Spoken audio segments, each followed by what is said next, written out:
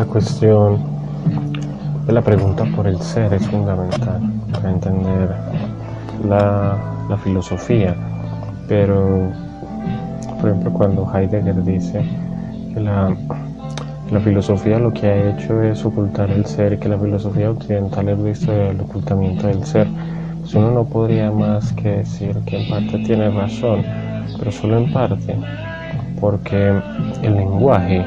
es el ocultamiento del ser y el lenguaje no es exclusivo de Occidente, es decir, en el resto del planeta, en el resto de la historia de la humanidad, lo que ha sucedido es el ocultamiento del ser, pero no porque se lo desee ocultar, y más bien porque no se lo puede expresar. La filosofía occidental, por lo menos, es consciente de que no puede expresar el ser. Y curiosamente, quien más estuvo cerca de dar una definición del ser fue Aristóteles, pero simplemente nos vino a decir en la metafísica que el ser sería definido aquel día que en una oración en la que no se mencionase el ser, se lo expresase. Pero ¿cómo es posible expresar el ser en una oración en la que no se lo mencione? Y pareciera una incoherencia, un error de la lógica, y sin embargo es así, porque lo que sucede es que la expresión ser simplemente nos viene a dar una intuición, un sentimiento, una sensación de lo que debemos considerar que es el ser, pero la palabra ser está tan lejana del ser como cualquier otra palabra, porque en el fondo cualquier palabra está intentando dar el ser de algo, está intentando suplantar el ser de algo. Cualquier palabra está tratando de ponerse en el lugar de ese objeto, en la representación de nuestra conciencia, pero sabemos que la conciencia no es el ser y la representación tampoco, y que la palabra simplemente nos llama equívoco o engaño. No queriendo decir eso, que se debe hacer una defensa del silencio, una defensa del no decir nada para evitar el equívoco, para evitar estar engañándonos sobre la realidad y sobre la fundamentación del ser, porque en el fondo la palabra es lo único que nos está permitiendo acercarnos a ese ser, aunque a la final la palabra no sea suficiente. Así que, ¿cómo seguir hablando del ser si sabemos que no lo estamos expresando? ¿Cómo seguir hablando de él si nuestras palabras lo están ocultando? Si nuestras palabras están haciendo que rehuya en un bosque, que se esconda, o más bien nosotros con nuestras palabras estamos creando un laberinto que nos aleja de él, un laberinto en el que nosotros estamos atrapados y que pone una distancia cada vez mayor respecto de ese ser. Y puede que la idea de progreso en la filosofía sea una mera ilusión, que nosotros cada vez nos estemos alejando más del ser. La cuestión entonces es,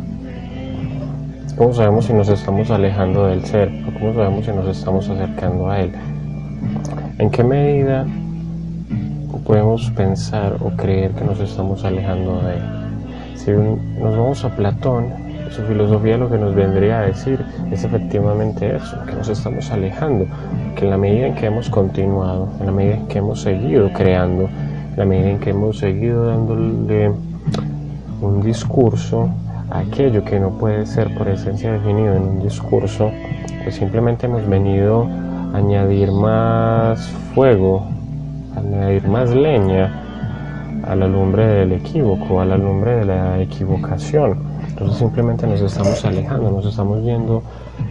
por el camino de la perdición. Y ese ser pues, simplemente se está convirtiendo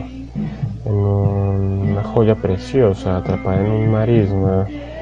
del que simplemente no podemos escapar, y que cada intento nuestro es simplemente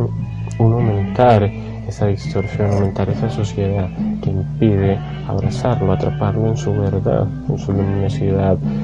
esencial. Así que simplemente estamos completamente alejados de él. Pero existe la otra tendencia, que es a pensar que no, que cada paso que estamos dando, que cada construcción discursiva es un acercamiento,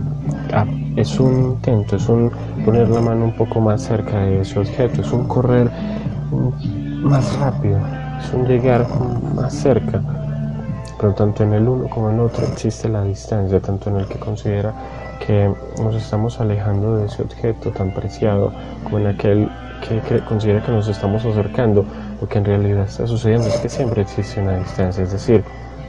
en toda filosofía hay una distancia respecto del ser, hay una distancia respecto de eso que pretendemos llamar una verdad, y que no puede ser solo la idea moderna de una construcción, de una cosa que construimos desde la verdad. Si bien es cierto que lo que expone Nietzsche tiene sentido en la medida en que hay algo en nosotros que está vinculado con esa cosa que consideramos una verdad y que pareciera ser una proyección nuestra, porque es al fin de cuentas en el lenguaje y en la intuición donde está eso que consideramos el ser. Incluso si en el lenguaje está oculto y en la intuición está solamente como un llamado, como una cosa que canta en nosotros y que nos dice que hay algo más. Pero la cuestión es que solamente nosotros tenemos esa intuición, y sin embargo tendríamos que venir a decir que el ser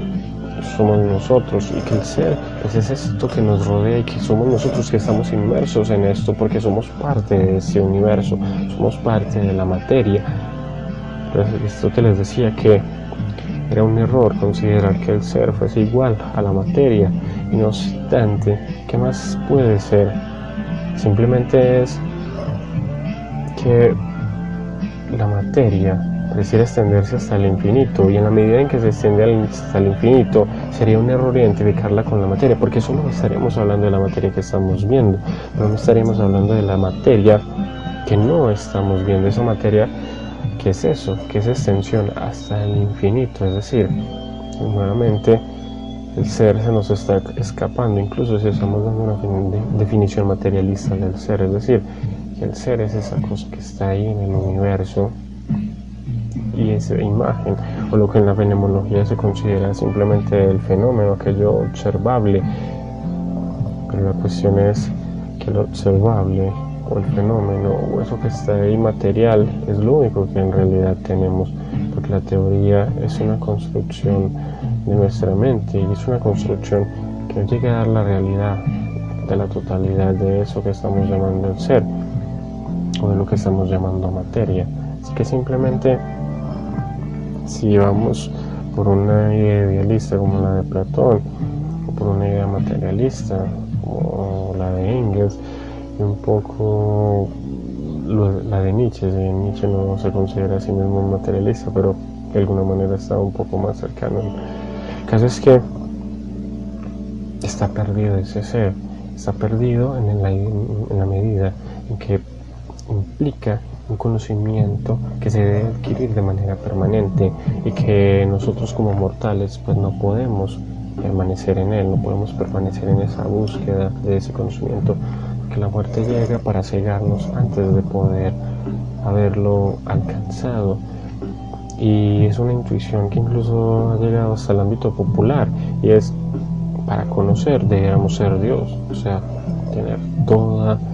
la extensión del tiempo a nuestra disposición para poder estar en todas partes al mismo tiempo y en todos los momentos del tiempo, para que la realidad no sea revelada por completo.